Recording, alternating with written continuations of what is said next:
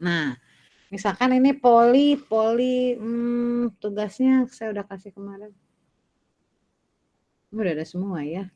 Oke, berarti yang slide pertama ini yang 80 slide sudah bisa dipelajari. Nanti ada beberapa yang akan masuk untuk UTS. Jadi kita hari ini, ini gimana sih uangnya? Oke, saya akan yang kedua tentang yang ioniknya. Oke. Sudah terlihat? Halo? Belum, Sudah Ibu. Belum? Belum, Ibu. Belum, ntar. Belum. Kalau belum, oke, sorry. Oke, sudah terlihat? Sudah, Ibu. Oke, nah yang kemarin sudah tentang polimer secara umum. Sekarang kita ke polimer, bagaimana polimerisasi terhadap ionik dan kationik. BTW ini panas banget ya hari ini ya, udah berapa hari ini? Saya nggak pernah pakai AC loh di rumah hari ini dan dari kemarin sampai harus pakai AC. Oke. Nah, salah satu polimer kita sudah tahu bahwa polimer itu menggabungkan monomer-monomer. Semakin panjang penggabungan monomer-monomer, maka akan semakin kuat ikatannya. Oke. Nah, di sini ada diklasifikasikan menjadi dua, polimer kondensasi dan polimer adisi. Apa? Kita lihat dulu polimer kondensasi. Polimer kondensasi adalah reaksi pembentukan polimer bergugus fungsi, ya, gugus fungsi di sini. Oke, bergugus fungsi membentuk polimer bergugus fungsi disertai pelepasan molekul-molekul yang kecil. Ya, nah ini juga disebut polimerisasi pertumbuhan bertahap karena pembentukan rantainya secara bertahap. Jadi rantai-rantai itu menggabung secara bertahap membentuk rantai yang sangat panjang. Contoh polimernya apa? Poliamida, poliester, polikarbonat, poliuretan, dan resin epoksi. Nah ini, sebentar, berikutnya contoh-contohnya nggak ya? Oke, saya minta untuk tugas nanti dari mulai slide pertama ini ada contoh poliamida. Silahkan Anda membuat struktur molekul, boleh dengan tangan ataupun dengan chemdraw, ya. Contoh dari poliamida, contoh dari poliester, polikarbonat, poliuretan, dan resin epoksi. Kenapa? Karena untuk menambah nilai di tugasnya. Oke ya. Nah, ini adalah kondensasi polimer. Di sini ada OH yang akan bergabung dengan H, gitu kan ya. Dia nanti akan membentuk di sini jadi H2O dalam bentuk air. Contohnya adalah hexadioic acid dengan etandiol. Ya, dia bereaksi dengan kondensasi polimerisasi sehingga membentuk poliester. Ya, poliester ini kenapa ada esternya C double bond O dengan CO yang berikatan dengan CH2. Nah, HOH ini yang ada di kedua senyawa ini bergabung menjadi H2O. Ya, ini disebabkan karena apa? Karena adanya kondensasi polimerisasi. Tugasnya oke ya, nanti setiap halaman akan ada contoh polimer. Silahkan dalam bentuk apa saja, contoh poliamida, poliester, polikarbonat, masing-masing satu. Dan jangan lupa di bawahnya ditulis nama kimianya. Oke ya, nama UPEC-nya juga boleh apa aja. Oke. Nah, kalau tadi kondensasi, sekarang polimerisasi secara adisi. Ya, kalau tadi pembentukannya ikatan single, sekarang adalah berikatan rangkap. Ya, jadi ada rangkapnya. Pada reaksi ini monomer membuka ikatan rangkapnya, lalu berikatan dengan monomer lain. Jadi ada ikatan rangkap, dia membuka sehingga ada berikatan dengan monomer lainnya.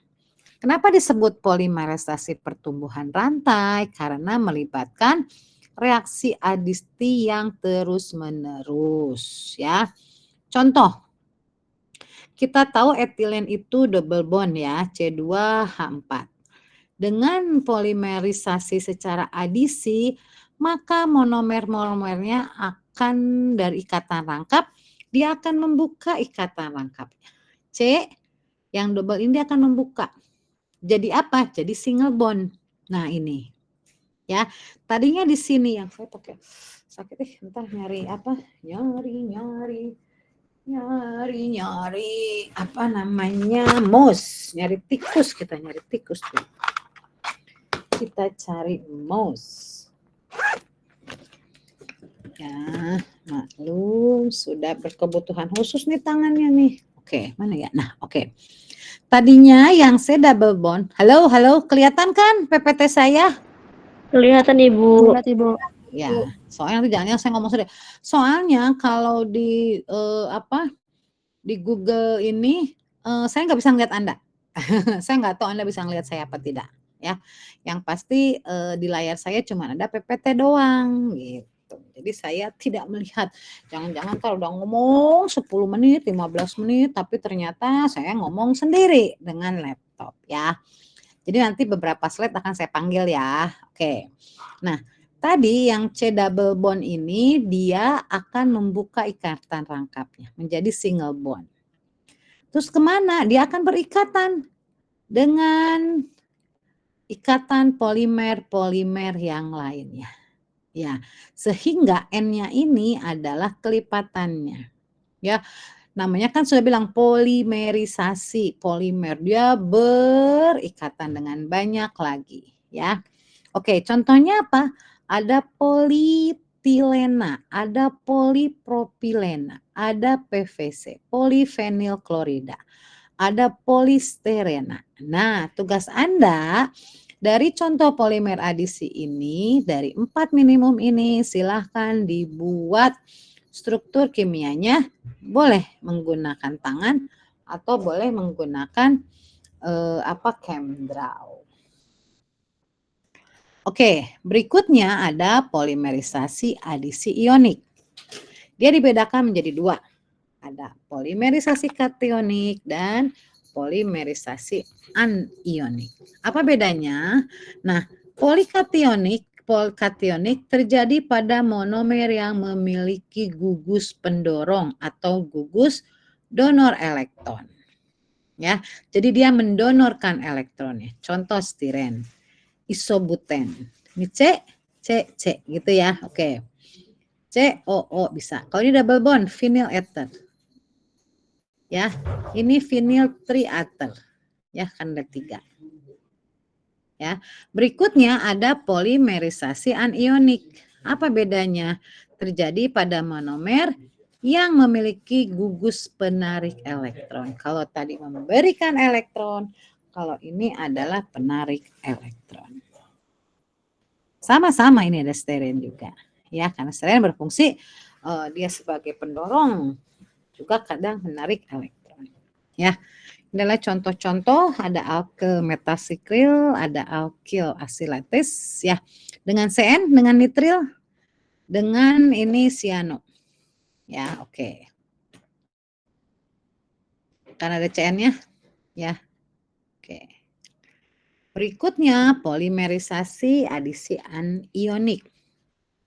Ini adalah diinisiasi oleh suatu nucleofil seperti metil-litium yang mengaktifasi gugus alkena. Ya, contohnya. Ini ada R ya, R dengan litium. Dia ditambah dengan gugus ini jadi ada perpindahan. Ya, menginisiasi reaksi dengan mengaktifasi alkena. Setelah itu dari yang double bond ini dia mempunyai elektron, dia diberikan kepada sini, kepada C yang kedua. Sehingga dia bergabung menjadi R aksen dengan ada 2 elektronnya. Dan seterusnya. Semakin panjang, semakin panjang, semakin panjang. Oke. Berikutnya polimerisasi adisi anionik. Dia alternatif lain dengan mereduksi 1 elektron dari monomer litium ataupun natrium membentuk radikal anion yang tereduksi atau dimerisasi lebih lanjut menjadi dianion. Ya, karena ada 2 dianion. Ya, karena ada 2 litium dengan litium. Oke. Berikutnya, polimerisasi, contoh polimerisasi dari adisi anionik.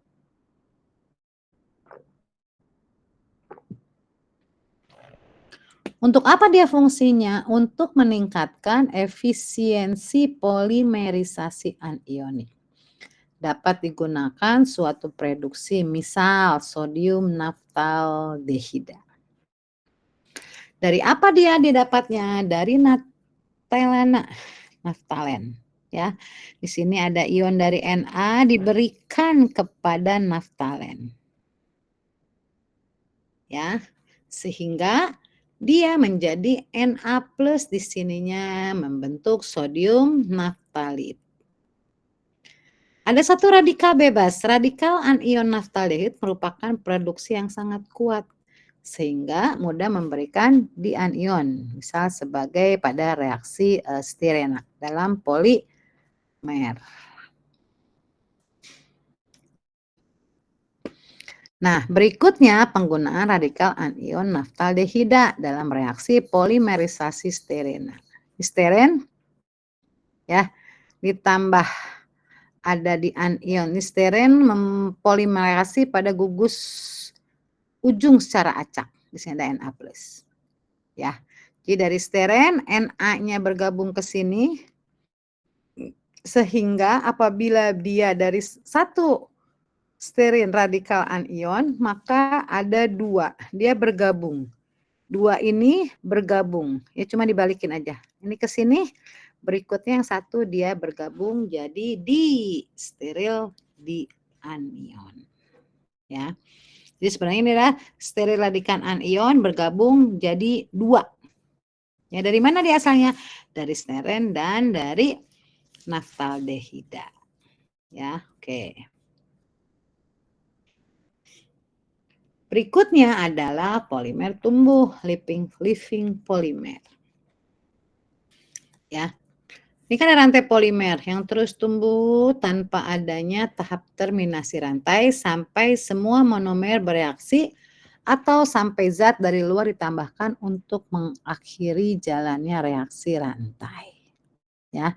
Zat yang ditambahkan berupa agen elektrofilik seperti CO2 atau etilen oksidasi. Berikutnya terminasi melalui reaksi karboksilasi. Di sini ada karboksilat ya. Oke.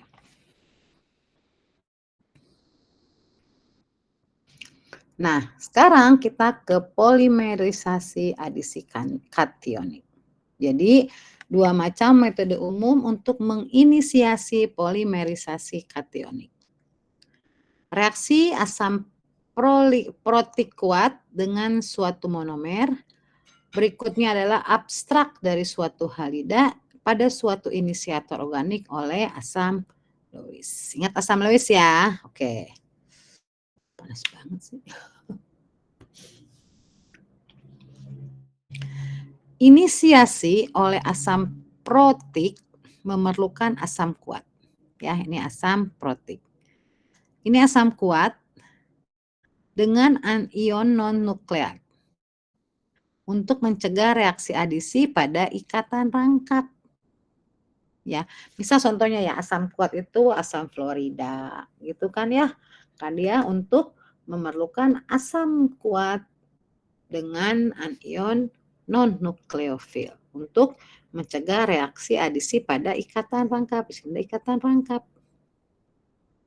Ya. Nah, ini 2 nih sebetulnya dari sini kan.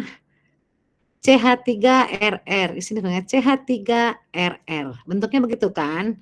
Berikutnya CRRC gitu kan? Nambah lagi dari mana?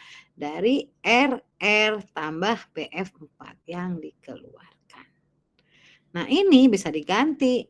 Yang penting dia dalam bentuk asam kuat. Gitu ya. Oke. Nah, asam Lewis tadi yang digunakan selain dari apa tadi ya? HF ya, asam kuat, dia bisa juga menggunakan BF3, SnCl4, AlCl3, AlCl3 2Cl, dan zinc klorida.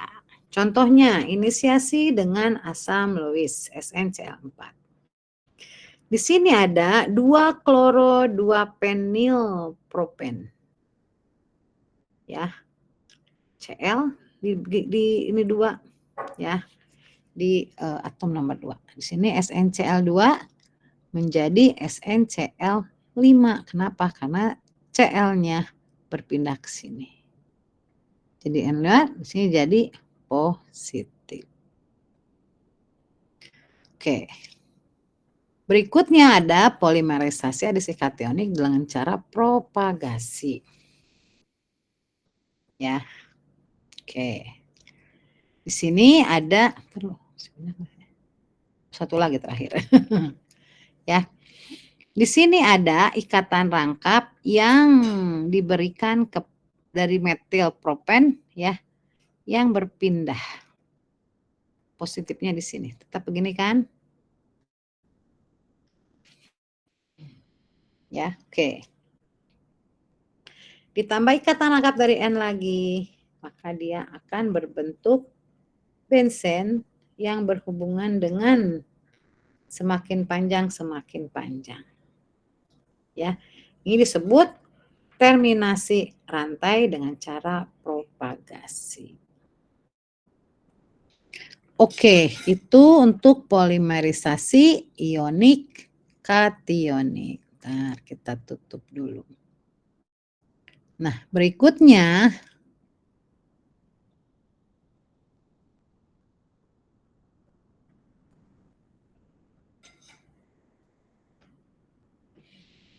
kita ke pewarnaan. Pewarnaan tuh sebentar. Saya lihat dulu ya.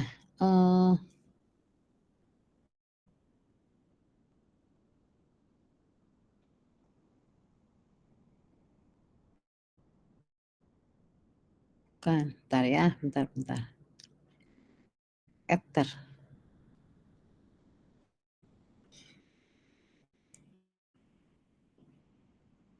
Oh, ini mah udah deh.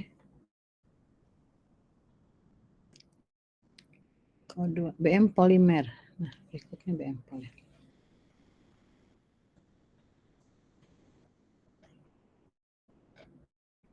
Sebentar, saya cari dulu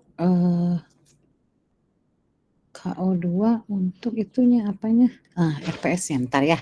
Saya lihat dulu RPS-nya. Rencana pembelajaran sampai mana saya harusnya.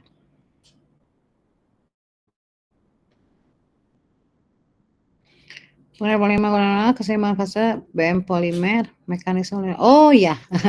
Kelewat berarti. Saya satu ada yang belum saya kirim dulu tentang BM polimer ya. Tentang BM polimer sebentar saya kirimkan ke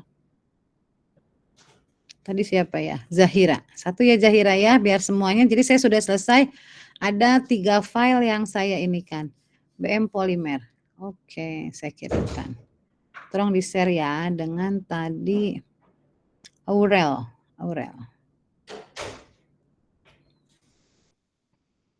BM polimerisasi. Oke.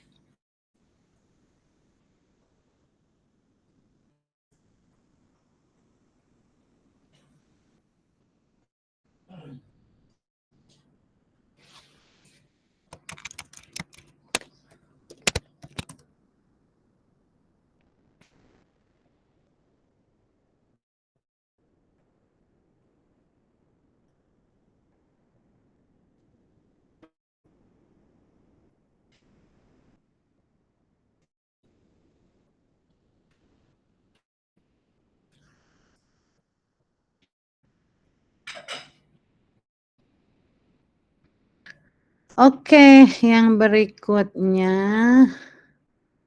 saya buka yang kita udah mau UTS ya, cepet banget ya. UTS. UTS-nya apa sih? Ntar dulu. Oh iya, BM. Sampai BM ya. Oke.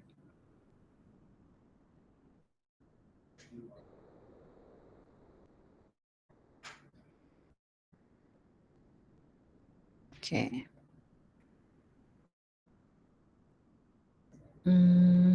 Ya, BM polimer.